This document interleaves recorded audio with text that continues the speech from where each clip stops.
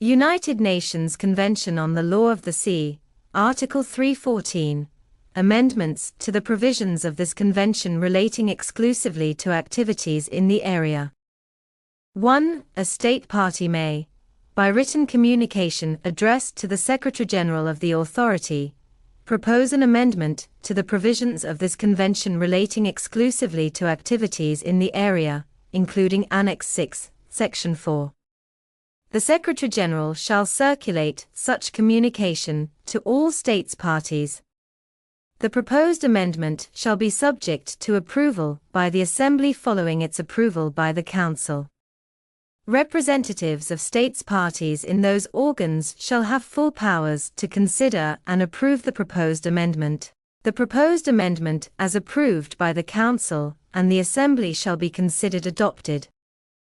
2. Before approving any amendment under paragraph 1, the Council and the Assembly shall ensure that it does not prejudice the system of exploration for an exploitation of the resources of the area, pending the review conference in accordance with Article 155.